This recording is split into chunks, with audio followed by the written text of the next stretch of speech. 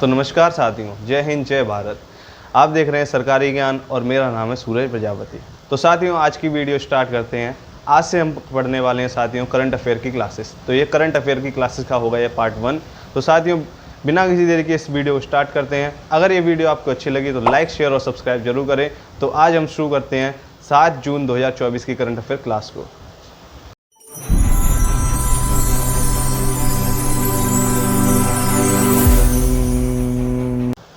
तो साथियों, शुरुआत करते हैं अपने पहले सवाल से। आइए देखिए, हाल ही में बोइंग के स्टार लाइनर अंतरिक्ष यान को उड़ाने वाली पहली महिला कौन है? पहली महिला साथियों जो कि बोइंग के स्टार लाइनर को उड़ाने वाली पहली महिला है, इनमें साथियों वो है सुनीता विलियम्स। और देखिए, इनके साथ ही एक पुरुष भी थे। दो लोगों ने उड़ाया था साथियों, दो लोगों ने उड़ाया था। एक महिला थी और एक थे पुरुष। देखिए, महिला तो हो गई सुनीता विलियम्स, पुरुष हो गए बैरी विल्मोर।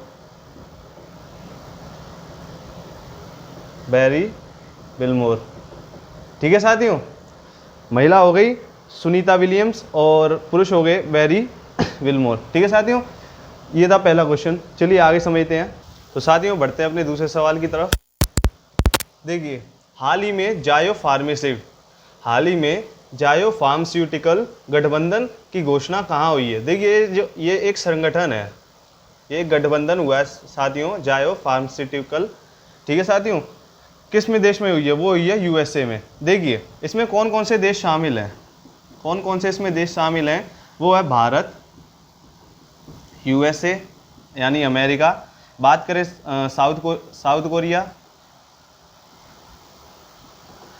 बात करें साथियों जापान और यूरोपियन यूनियन।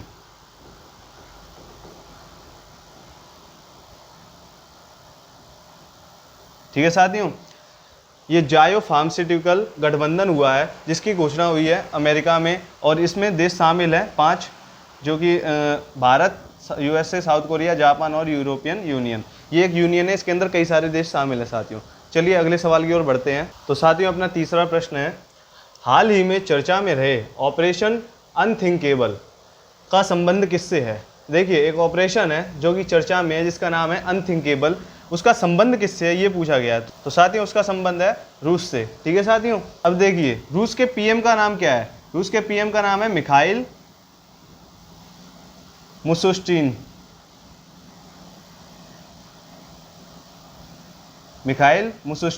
ये है पीएम किसके? रूस के। बात करें राजधानी है मॉस्को, राजधानी का नाम क्या है? मॉस्को। बात करें मुद्रा कौन सी साथियों? मुद्रा है रूबल। ठीक है साथियों, ये था रूस से संबंधित कुछ बेसिक सी जानकारी। एक बार दोबारा समझिए, ऑपरेशन अनथिंकेबल है, इसका संबंध है रूस से। ठीक है साथियों, अब चलते हैं नेक्स्ट क्वेश्चन की ओर।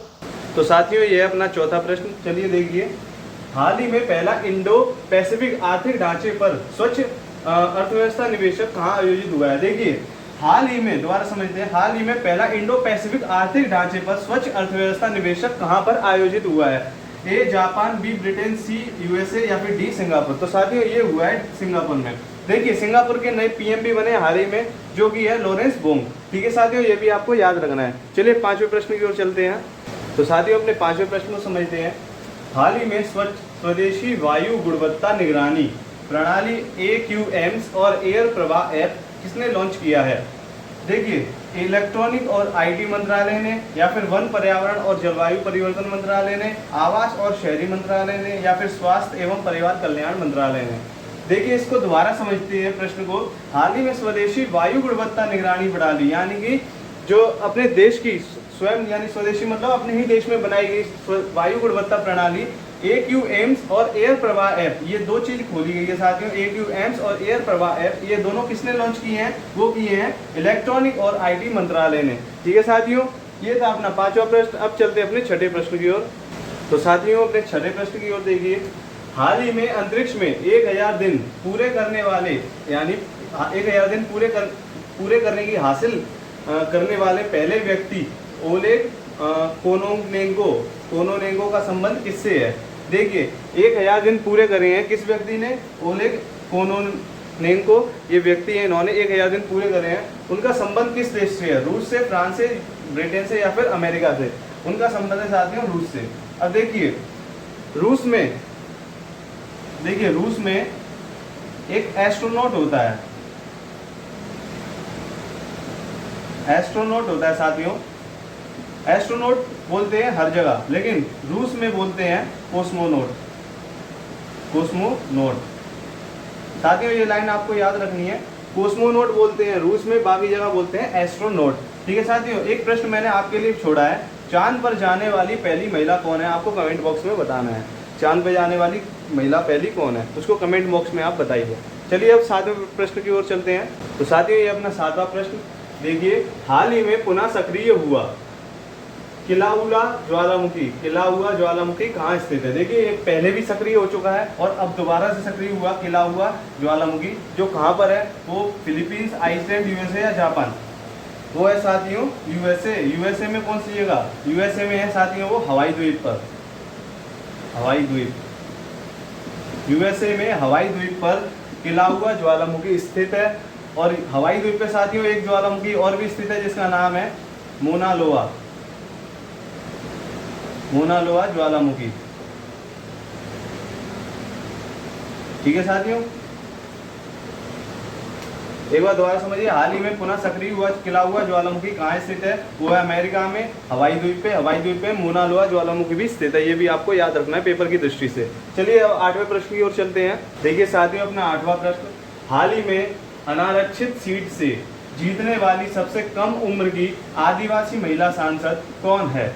देखिए सबसे कम उम्र में जीतने वाली अनारक्षित सीट से आदिवासी महिला सांसद कौन है, ये पूछा गया है। डी.के. अरुणा, या फिर प्रियंका जारकिहोली, या फिर अपराजिता सारंगी, या फिर कृति देवी देवबर्मन। देखिए साथियों पहले आप ये समझिए, ये अनारक्षित सीट से जीतने वाली आदिवासी महिला कौन है? पहले तो आप ये समझिए वो है प्रियंका जारकिहोली। ठीक है साथियों, ये हो गया अपना आंसर, प्रियंका जारकिहोली। और ये कहाँ से जीती है? ये जीती है कर्नाटक के, यानी KN कर्नाटक के चिक्कोडी, किससे? चिक्कोडी नामक स्थान से जीती है ये। ठीक है साथियों, और ये 18वीं लोकसभा चुनाव से। ठीक है साथियों, 18वीं लोकसभा चुनाव हुआ है, उसमें प्रियंका जारकिहोली आदिवासी महिलाएं अनारक्षित सीट से जीती हैं, जो कि कर्नाटक के चिक्कोडी प्रांत में गई हैं। ठीक है साथियों, चलिए आगे समझते हैं 9वां प्रश्न की ओर। तो साथियों ये अपना 9वां प्रश्न देखिए, हाल ही में चर्चा में रहा कर्नाटक का शरवती घाटी अभयारण्य का संबंध किससे है? देखिए चर्चा में रहा है कौन सा? कर्नाटक का शरवती घाटी अभयारण्य, उसका संबंध किससे है साथियों? काले गेंडे से है, या फिर शेर पूंछ वाले मैकाक बंदर से है, या फिर जंगली हाथी से, या फिर कोबरा सांप से? देखिए इसका संबंध है शेर के जैसी पूंछ वाले मैकाक बंदर से इसका संबंध है साथियों, ये आपको याद रखना है। ठीक है साथियों, चलिए आखिरी प्रश्न की ओर चलते हैं, 10वें प्रश्न की ओर। तो साथियों ये अपना अंतिम प्रश्न जो कि है 10वां, देखिए हाल ही में UN के WSIS 2024 चैंपियन पुरस्कार से किसे सम्मानित किया गया है? देखिए UN के WSIS 2024 चैंपियन पुरस्कार से किसे सम्मानित किया गया है? वो है निम्हांस, या इसरो, या C.